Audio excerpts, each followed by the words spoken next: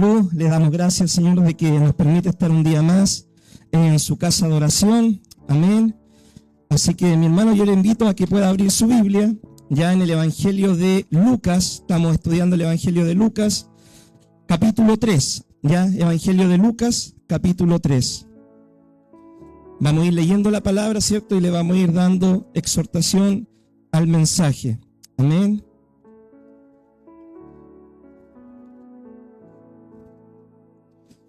Amén, mi hermano. Si lo tiene, ¿cierto? Evangelio de Lucas, capítulo 3, dice así la palabra del Señor. En el año 15 del imperio de Tiberio César, siendo gobernador de Judea, Poncio Pilato y Herodes, tetrarca de Galilea, y su hermano Felipe, tetrarca de Iturea, y de la provincia de Traconite, y Lisanias, tetrarca de Abilinia, y siendo sumo sacerdote Anás y Caifás, vino palabra de Dios a Juan, hijo de Zacarías, en el desierto.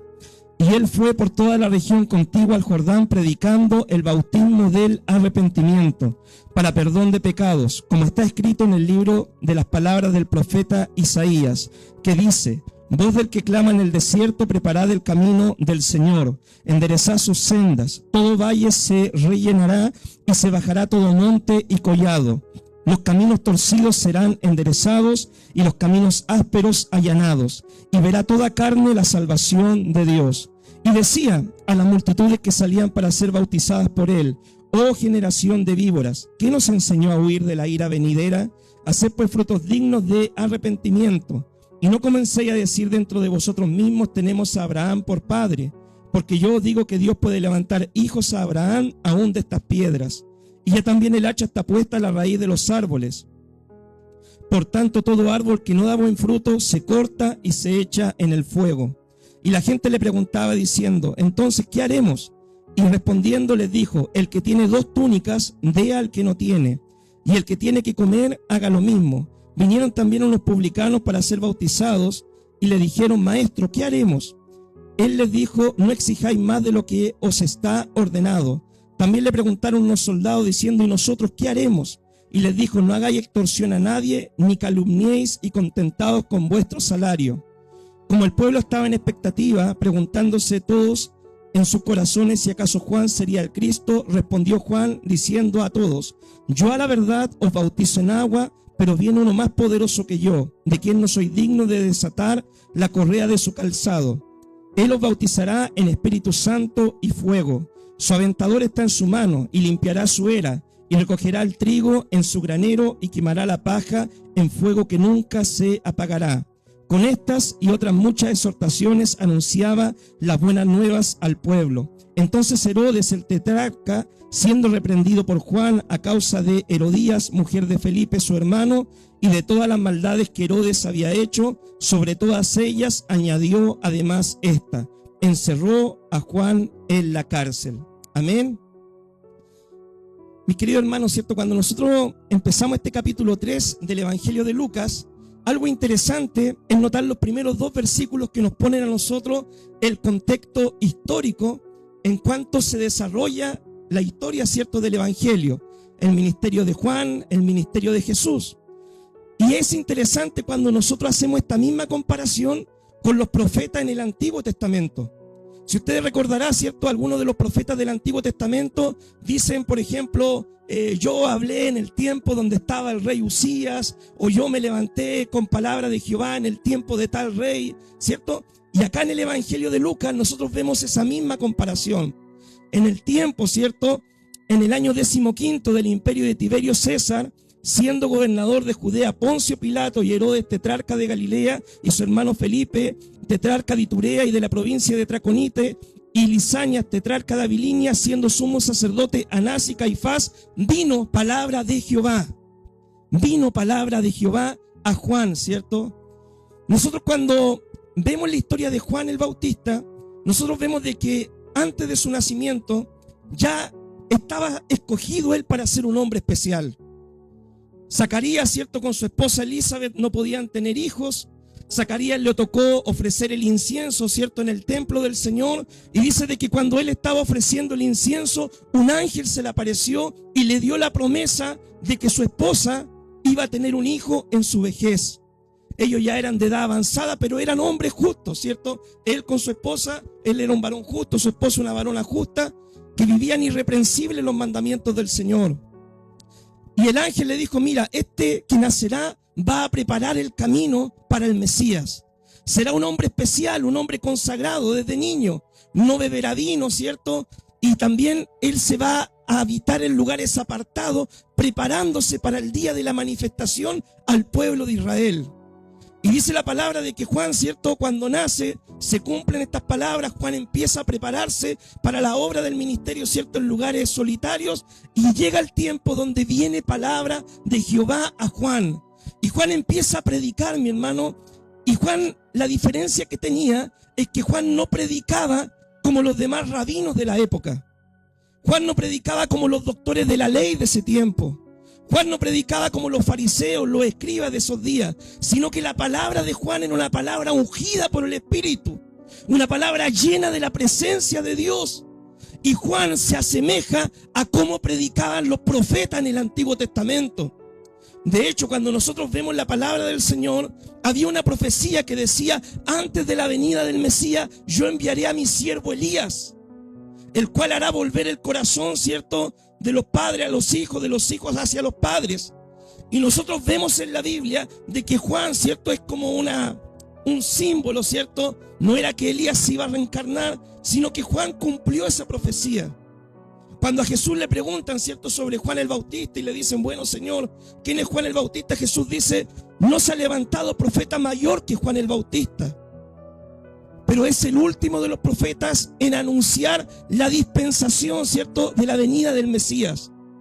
Juan pertenece a los profetas del Antiguo Testamento.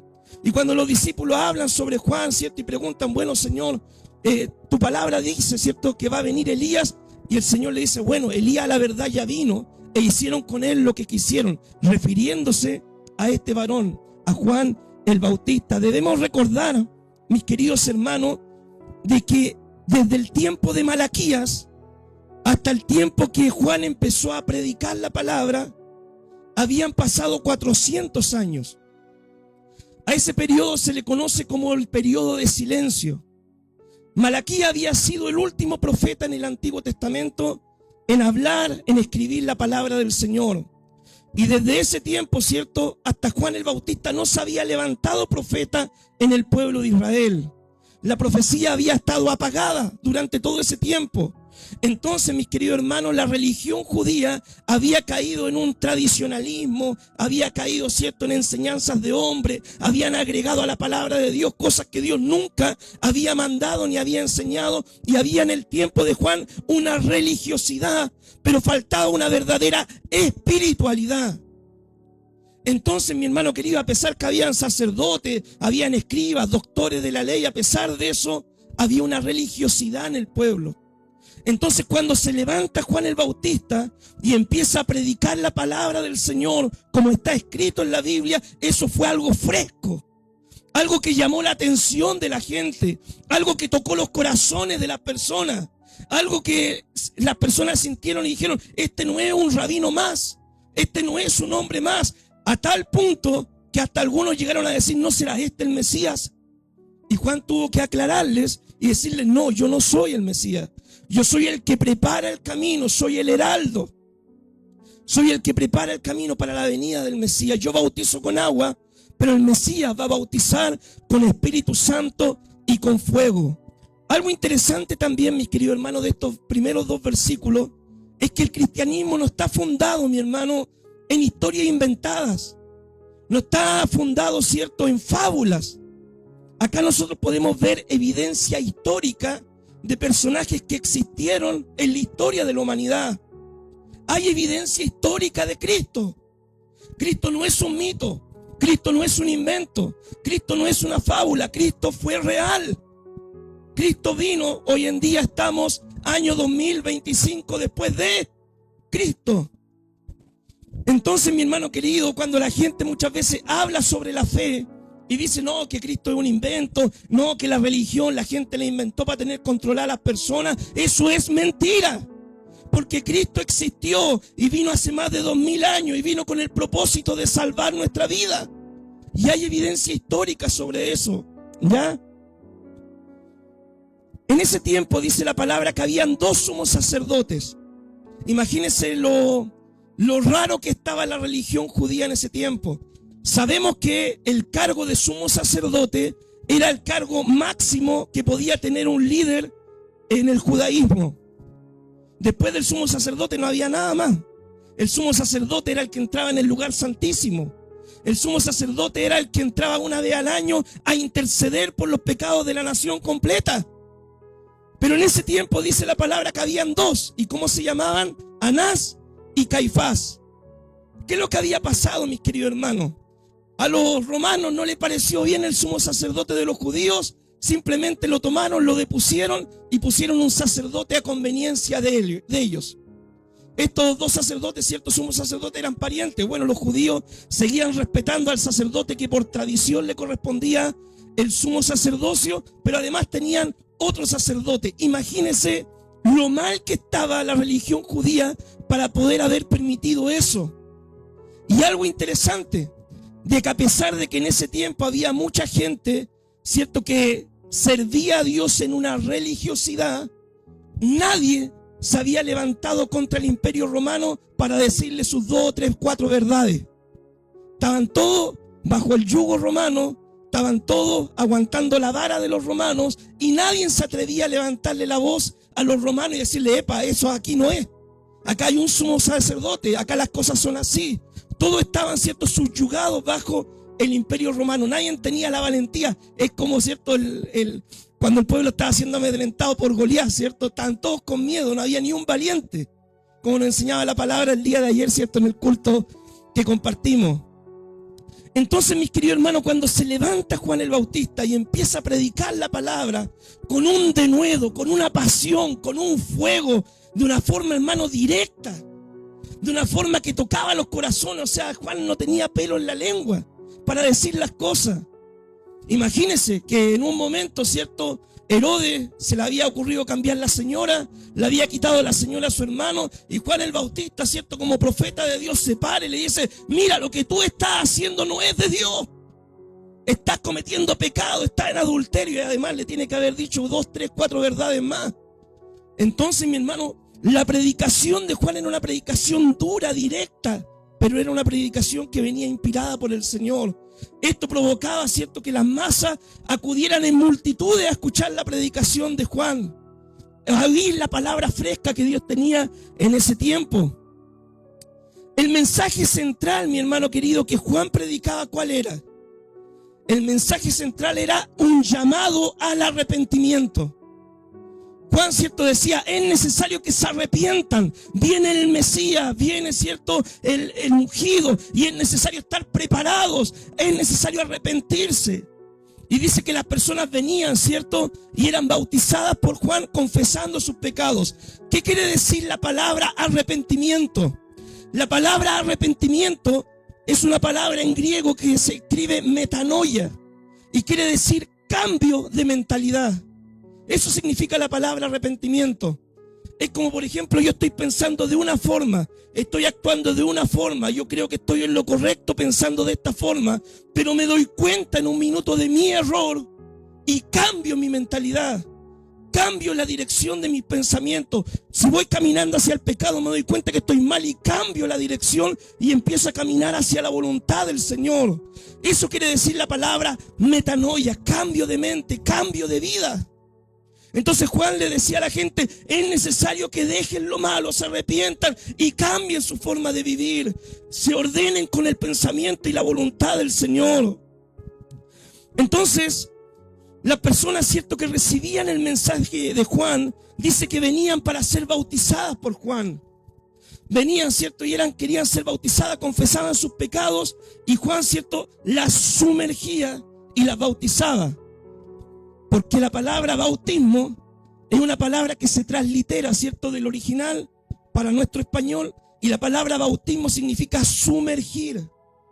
Por si acaso, baptizo es la palabra en griego, ¿cierto? Y significa sumergir. Y esta palabra se ocupaba, por ejemplo, cuando las personas tenían telas de un color y ellos las bautizaban, ¿cierto? Las sumergían para teñir las telas de otro color. Entonces esa palabra fue tomada, ¿cierto? Hay muchas palabras, mi hermano, en la Biblia de la sociedad de ese tiempo que fueron tomadas y adaptadas, ¿cierto?, para el evangelio, para enseñar verdades espirituales. Por ejemplo, la palabra iglesia significa una asamblea que se congrega fuera de la ciudad.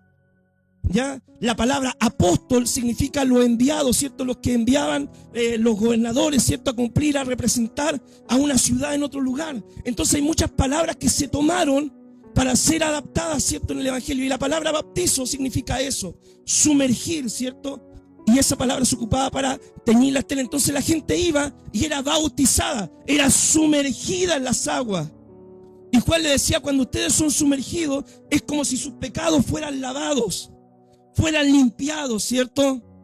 Es como si Dios los perdonara y los lavara, los limpiara. Ellos se bautizaban con la esperanza de recibir perdón de sus pecados y en señal de su arrepentimiento. Juan también les declara, mi hermano, porque venía mucha gente al bautismo, ¿ya? Venían, ¿cierto?, las personas que realmente se querían arrepentir, pero también llamaba la atención esto. Entonces venían sacerdotes, venían levitas, venían escribas y se ponían a mirar, ¿cierto?, a ver qué está haciendo Juan. Entonces Juan en un momento lanza su prédica contra ellos y le dice, miren, no digan ustedes, porque somos descendientes de Abraham, somos ya hijos de Dios y somos salvos. Porque Dios puede levantar hijos de Abraham aún de estas piedras.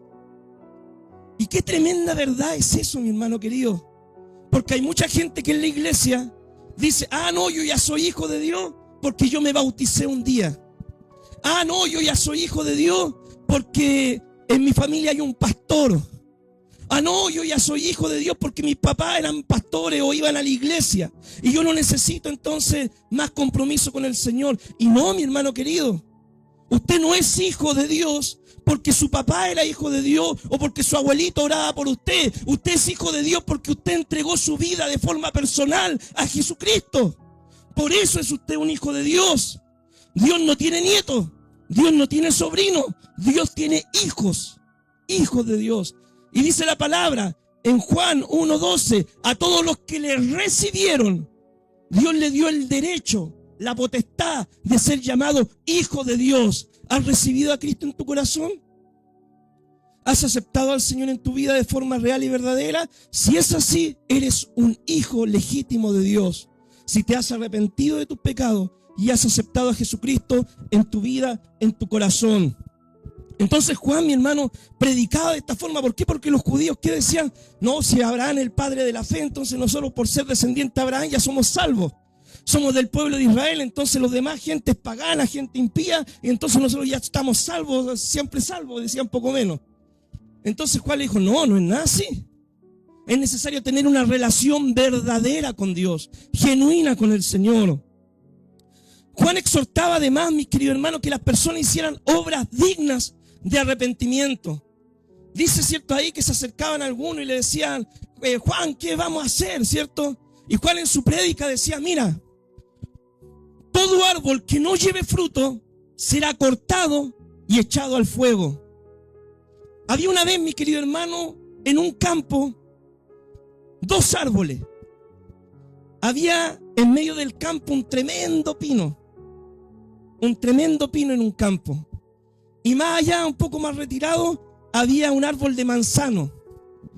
Entonces un día el dueño del campo, ¿cierto?, fue a buscar fruta a su campo. Y el pino, ¿cierto?, orgulloso, él miraba todo desde arriba para abajo, ¿cierto? Y el pino decía, bueno, si el amo del campo viene a buscar fruto, ¿qué mejor que yo? Yo soy el más alto, yo soy el más vistoso, yo me veo de lejos, yo soy el más imponente, yo soy el que resalta entre los demás árboles. Pero curiosamente, cuando el dueño del campo fue a buscar fruto, se acercó al pequeño árbol de manzana. El agricultor miró ese árbol, recogió las manzanas que necesitaba y se las llevó. En cambio, el árbol orgulloso, ¿cierto?, que era el pino, el agricultor dijo, ya sé lo que haré con este pino que no lleva fruto. Para una cosa sí sirve, para leña, para el fuego en invierno.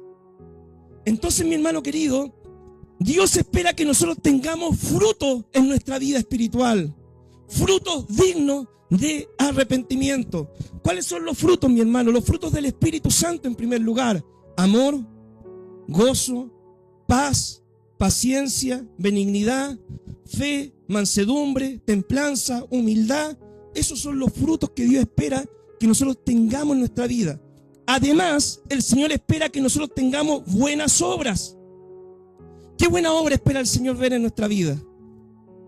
Por ejemplo, mi hermano querido, si hay alguien enfermo, que nosotros lo visitemos. Si hay alguien que está pidiendo, que nosotros lo ayudemos. Si hay alguien que necesita una ayuda, ¿cierto? No sé si se cayó, en vez de reírnos, pararlo, ¿cierto? Esos frutos espera Dios en nuestra vida. Que nos ayudemos mutuamente, que nos apoyemos mutuamente en los momentos difíciles. Y esos frutos demuestran una verdad espiritual. ¿Y cuál es la verdad espiritual que demuestran? Demuestran la verdad espiritual que Dios ha transformado nuestra vida, que Dios nos ha cambiado, que Dios nos ha hecho nacer de nuevo, que de verdad nos hemos arrepentido y nuestra vida pasada infructífera quedó atrás y ahora damos frutos dignos de arrepentimiento porque realmente hemos creído en el Evangelio. En una oportunidad también, mi hermano querido, había una persona en invierno, estaba lloviendo torrencialmente y en ese tiempo iba pasando un hombre con 2 capas. Y este hombre, ¿cierto? Cuando iba pasando y vio que caía la lluvia torrencial, ¿cierto? Caía esta lluvia torrencial, él dijo, bueno, si yo me saco una capa, me va a dar frío a mí y esta persona igual se va a terminar mojando. Así que este hombre, ¿qué es lo que hizo? Siguió de largo su camino. Pero al rato después pasó un hombre con una sola capa. Y cuando iba pasando cerca, miró a esta persona tendida ahí en el suelo, toda mojada. Y este hombre, ¿qué hizo? Se sacó su capa y cubrió a esta persona. Y la persona dijo, oiga, pero ¿cómo usted me está ayudando si usted tiene solamente una capa y usted se va a mojar? Y él dijo, prefiero, ¿cierto?, cubrirte a ti y que Dios te cuide a ti, porque yo tengo un lugar donde llegar ahora a mi casa, a mi hogar. Prefiero, ¿cierto?, cubrir tu necesidad y no sentirme mal después. Qué mal que uno se siente, mi hermano querido, cuando uno hace mal las cosas, ¿verdad? Cuando uno es indiferente, cuando uno se olvida de la historia del buen samaritano y pasa de largo, ¿cierto? Cuando uno hace las cosas mal, uno se siente mal.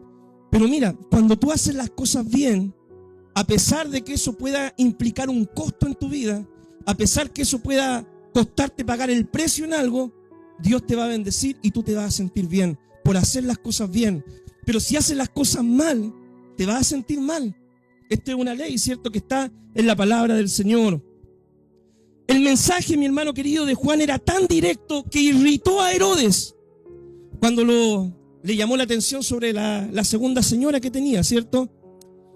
Entonces, ¿qué hizo Herodes? Lo encarceló. Y finalmente, mi hermano, Juan fue decapitado por predicar la verdad. Hoy en día, ¿cierto?, faltan a veces predicadores como Juan el Bautista. No es necesario, mi hermano, como siempre decimos, ser grosero, ni ser hiriente, ni tampoco llamar la atención desde el púlpito, pero la verdad hay que decirla, hay que hablar la verdad, hay que predicar el Evangelio. Si hay cosas que debemos cambiar en nuestra vida, debemos tener la capacidad de proclamar, ¿cierto?, la verdad del Señor. Gracias, mi hermano. Proclamar la verdad del Señor para que la gente pueda ordenar su paso, su caminar y pueda un día estar con el Señor. Pero decir la verdad te puede costar la cabeza. Decir la verdad te puede costar la cabeza. El tema es si estamos dispuestos a pagar el precio. Porque, mi hermano querido, para ser un falso profeta es muy fácil. Mira, cuán hermoso que está. Veo un ángel al lado tuyo, hermano. La gloria. Veo prosperidad y bendiciones. Eso a quien no le gusta decir y escuchar. Pero si uno le empieza a decir, y yo sé lo que estuviste haciendo, el Señor me lo reveló. Y sabes que el Señor dice que te arrepientas de ese pecado, que nadie más conoce, que solamente tú conoces. Ay. Esos profetas no nos gustan nada mucho de repente. Entonces, mi hermano querido, ser un verdadero profeta de Dios puede costarnos el precio. Puede costarnos el precio de no caerle bien a la gente, de que nos corten, nos bloqueen, nos saquen, de perder seguidores en YouTube, que no te inviten a predicar. no, predica muy duro, no. Traigamos uno que nos hable palabras bonitas, pues sí. Queremos pasarlo bien, queremos gozarnos, ¿no? Y ahí, aleluya, ¿cierto? Pero si te hablan del arrepentimiento, del pecado, de la santidad, de portarte bien, de ordenar tu vida, de consagrarte, no. La palabra es muy, muy confrontacional, dicen algunos. Bien, mi hermano, vamos a pasar, ¿cierto?, al bautismo de Jesús, versículo 21. Aconteció que cuando todo el pueblo se bautizaba, también Jesús fue bautizado, y orando el cielo se abrió y descendió el Espíritu Santo como sobre él en forma corporal, como paloma. Y vino una voz del cielo que decía: tú eres mi Hijo amado, en ti tengo complacencia. Mi hermano querido, Jesús no se bautizó porque él necesitara arrepentirse.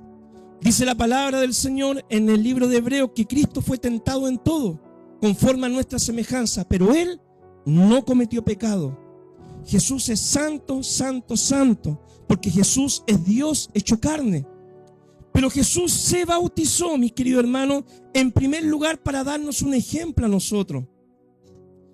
El Señor, cierto, después la gran comisión, Mateo 28, 19, dice: vayan por el mundo, hagan discípulos, enséñenle lo que Él les he mandado, y a los que creen, bautícenlo. Entonces el Señor se bautizó para darnos un ejemplo de lo que nosotros debíamos hacer también como creyentes. Si recibimos el mensaje de Dios, debemos también ir a las aguas del bautismo. El bautismo también Cristo lo hizo para confirmar el ministerio de Juan, de que lo que Juan estaba haciendo era de parte del Señor. Era una forma de decirle: Juan, cumplamos con toda justicia. Dios te envió a hacer esto y es necesario que yo lo haga para identificarme con el pueblo y para confirmar que lo que Dios te envió a hacer viene de parte de Dios. Porque imagínense si Jesús hubiera empezado su ministerio predicando y todo, y ni va donde Juan, ¿cierto? Juan hubiera quedado: bueno, pero si el Señor me mandó a mí a preparar el camino, ¿cierto? Y bueno, ¿qué pasó? Entonces fue una forma de respaldar el ministerio de Juan para a su vez Cristo iniciar su ministerio. ¿A qué edad se bautizó Jesús? A los 30 años se bautizó el Señor. A los 30 años se bautizó. Bueno, en ese tiempo, ¿cierto?, Juan estaba predicando sobre el bautismo. Ahora, mis queridos hermanos, hablemos un poquito, ¿cierto?, sobre el bautismo. Cuando la gente se bautizaba, la gente no iba con túnica blanca a bautizarse. La gente no iba vestida de una forma especial a bautizarse, no. La gente iba con la ropa que tenía, ¿cierto? Eran sumergidas en las aguas y eran bautizadas. La tradición de bautizarte con una túnica blanca, la tradición, ¿cierto?, como en otras religiones, de llevar padrino a tu bautismo, eso no tiene fundamento bíblico. No tiene un fundamento bíblico eso. De utilizar un padrino, de bautizarte con ropas blancas, no. Claro, la gente dice: me bautizo, ¿cierto?, con una túnica blanca porque eso simboliza mi nueva vida y todo. No, mi hermano, mira. Lutero, ¿cierto? ¿Qué es lo que decía? Lutero decía: bueno, yo pensaba que el viejo hombre iba a morir en las aguas del bautismo, pero no me di cuenta que el infeliz sabía nadar. Entonces, mi hermano querido, uno toda su vida va a luchar con el viejo hombre. Toda su vida va a luchar, ¿cierto?, cuando empieza a reaparecer esa zarza en nuestra vida que nos quiere desviar del camino de Dios, y uno todos los días tiene que hacer la poda e ir limpiando su vida espiritual, ¿ya? Porque hay gente que cree que el bautismo es algo mágico. No, si pastor, bautiza a esta persona porque si usted la bautiza, yo sé que va a cambiar. Y no, uno para bautizarse tiene que cambiar antes, porque el bautismo refleja que Dios ha transformado tu vida. Entonces hay mucha gente, ¿cierto?, que no, si yo soy, no sé, soy un adicto o yo tengo este pecado, me bautizo y es como que Dios me va a tocar con una vara mágica y voy a salir cambiado. No, no es así, mi hermano. Si la gente no va con un verdadero arrepentimiento, se bautiza y va a salir igual, solamente que va a salir mojado, ¿ya? Pero no va a salir cambiado. El bautismo refleja una verdad espiritual, y la verdad espiritual del bautismo es la siguiente: que yo cuando me bautizo, yo estoy diciendo públicamente que entregué mi vida a Cristo una vez y para siempre. Que yo entregué mi vida al Señor hasta el final de mis días. Así que si usted se bautizó, no piense en mirar para atrás ni para tomar impulso. Usted se bautizó y una vez para siempre. Lo segundo que el bautismo representa es que usted, cuando se bautiza, usted muere a su vieja vida de pecado. Muere, hermano querido, a andar fumando el cigarrito, a andar tomando con los amigos, a andar en los bailoteos, ¿cierto?, en las fiestas. Muere a eso, usted queda muerta a su vieja vida y usted nace una nueva vida en Cristo. Una nueva vida que se vive, ¿cierto?, conforme a las leyes del reino de Dios. Que usted va a dedicarse a la oración, a leer la Biblia. Usted ya no va a ir a las fiestas del mundo, usted va a venir a la fiesta espiritual. Que usted ya va a dejar de estar escuchando el reggaetón del mundo. Ahora usted va a escuchar música cristiana. Que usted, ¿cierto?, va a cambiar las prioridades de su vida. Que ya no va a estar haciendo lo que hacen sus amigos, ni riéndose de los mismos chistes verdes de los compañeros de trabajo. Ahora usted va a marcar una diferencia y va a ser luz en el mundo. Eso significa el bautismo. Muero al pecado y nazco para Cristo, una nueva vida. Pero parece que muchos no la tienen tan clara, lamentablemente, porque muchos se bautizan y no se evidencia ese cambio de vida. Así que, mi hermano querido, el bautismo es una decisión seria que nosotros debemos tomar. El bautismo, mis queridos hermanos, es una ordenanza. Todo verdadero creyente debe bautizarse. Acá no existe de que no me voy a bautizar, no, ¿para qué me voy a bautizar? No. Todo verdadero creyente tiene que ir a las aguas del bautismo. Es una de las ordenanzas que el Señor nos dio, ¿ya? Entonces usted debe bautizarse. Si no es bautizado, debe tomar esa decisión por Cristo. Porque si no se decide por Cristo en esta vida, en la venidera, ¿cierto?, no va a estar con el Señor. Y el bautismo es decirle: sí, Señor, yo te acepto y yo vivo para ti ahora. ¿Ya? Bien, mi hermano, vamos a hablar un poco de la genealogía y con esto terminamos. Jesús mismo, al comenzar su ministerio, versículo 23, era como de 30 años, hijo, según se creía, de José, hijo de Elí, hijo de Matat, hijo de Leví, hijo de Melqui, hijo de Jana, hijo de José, hijo de Matatías, hijo de Amós, hijo de Nahum, hijo de Esli, hijo de Nagai, hijo de Mahat, hijo de Matatías, hijo de Semei, hijo de José, hijo de Judá, hijo de Joana, hijo de Reza, hijo de Zorobabel, hijo de Salatiel, hijo de Neri, hijo de Melqui, hijo de Adi, hijo de Cosam, hijo de Elmodán, hijo de Er, hijo de Josué, hijo de Eliezer, hijo de Jorín, hijo de Matat, hijo de Leví, hijo de Simeón, hijo de Judá, hijo de José, hijo de Jonán, hijo de Eliaquín, hijo de Melea, hijo de Mainán, hijo de Matata, hijo de Natán, hijo de David, hijo de Isaí, hijo de Obed, hijo de Boz, hijo de Salmón, hijo de Naasón, hijo de Aminadab, hijo de Aram, hijo de Esrom, hijo de Fares, hijo de Judá, hijo de Jacob, hijo de Isaac, hijo de Abraham, hijo de Taré, hijo de Nacor, hijo de Serug, hijo de Ragau, hijo de Peleg, hijo de Eber, hijo de Sala, hijo de Cainán, hijo de Arfasac, hijo de Sem, hijo de Noé, hijo de Lamec, hijo de Matusalem, hijo de Enoc, hijo de Jared, hijo de Mahalalel, hijo de Cainán, hijo de Nos, hijo de Set, hijo de Adán, hijo de Dios. Amén. Mi hermano, cuando Jesús comenzó su ministerio, él tenía, ¿cierto?, 30 años de edad, dice la palabra. Algo interesante, mi hermano. Mira, el ministerio es duro. Es duro el ministerio. Es duro. Y uno, para ejercer el ministerio, uno también debe tener una madurez espiritual. Hay mucha gente, mi hermano querido, hay un ejercicio que hacemos de repente los pastores, que en una Biblia, ¿cierto?, nosotros escribimos el nombre de 10 o 20 pastores que empiezan con nosotros el ministerio. Y después de 10, 20 años vemos la lista, ¿cierto? ¿Cuántos de ellos siguen en el ministerio y cuántos no? Porque hay muchos llamados, pero hay pocos perseverantes y pocos escogidos, ¿ya? Y el ministerio es duro, mi hermano. Uno en el ministerio, ¿cierto?, tiene que tener una madurez espiritual. En el ministerio, por ejemplo, de Cristo, ¿cierto?, el Señor tuvo que vivir la crítica. El Señor tuvo que vivir la injusticia. El Señor tuvo que vivir la traición. El Señor tuvo que vivir la deslealtad. El Señor tuvo que vivir muchas situaciones que son difíciles para el hombre. Y si el hombre de Dios no está maduro, el hombre de Dios va a fracasar, o va a ser un frustrado, va a ser un enojado, va a ser un quejón, va a ser no sé, cualquier cosa. Entonces el ministerio para ejercerlo, una persona tiene que ser madura en la fe. Tiene que tener una madurez espiritual. A los 30 años Cristo empezó su ministerio. Él pudo haber empezado, mi hermano, a los 12 años, ¿sí o no? Si a los 12 años él tenía clara su película, en los negocios de mi Padre, ¿cierto? Me es necesario estar. Pero Cristo esperó el tiempo perfecto. Porque dice la palabra de que Dios todo lo hizo hermoso, mi hermano, en su tiempo. Y hay mucha gente, ¿cierto?, que en el afán de querer servir a Dios cometen el pecado de la imprudencia.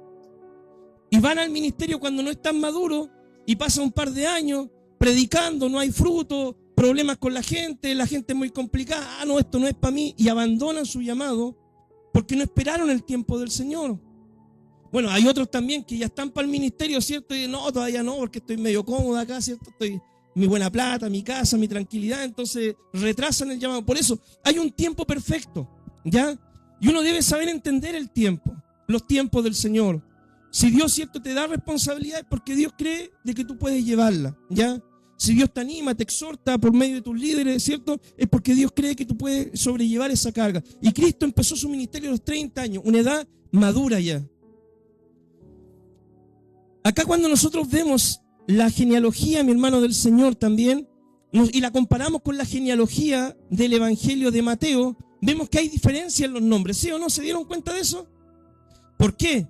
Porque la genealogía de Mateo, ¿cierto?, está basada en la genealogía de José, que era el papá adoptivo.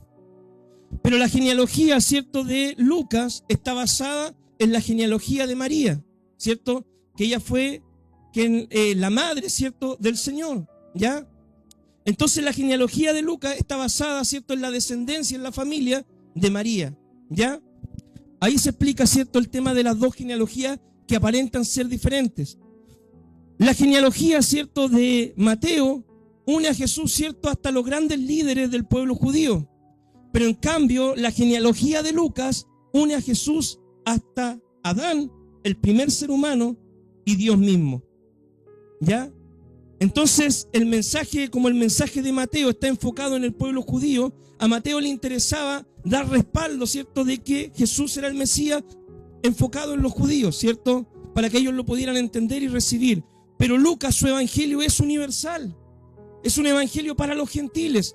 Y Lucas le interesa decir, mira, Jesús no es tan solamente el salvador del pueblo de Israel. Jesús no vino tan solamente por su pueblo escogido. Jesús no es solamente el rey de los judíos. Jesús es el rey del mundo. Jesús es el rey del universo. Jesús es el Hijo de Dios, el salvador de toda la humanidad. No de unos pocos, no de un pueblo escogido, sino de todos los hombres. Y por eso une su genealogía hasta Adán, que fue el primer ser humano, ¿cierto? Y hasta Dios mismo. Esta genealogía, ¿cierto?, lo conecta Jesús con Adán y con el primer hombre creado por Dios y con Dios mismo. Nosotros sabemos que la naturaleza de Cristo, ¿cierto?, es divina. Es Dios hecho carne y eso lo explica el Evangelio de Juan, capítulo 1, verso 1. Bien, mi hermano, ¿qué aplicaciones sacamos de la palabra del día de hoy? Hoy en día la iglesia también debe preparar el camino. Amén. Igual debemos preparar el camino. Como Juan el Bautista debemos preparar el camino. Pero ya no para la primera venida de Cristo, porque eso ya pasó. Cristo vino hace más de 2000 años. Ahora, ¿qué es lo que esperamos nosotros? La segunda venida del Señor.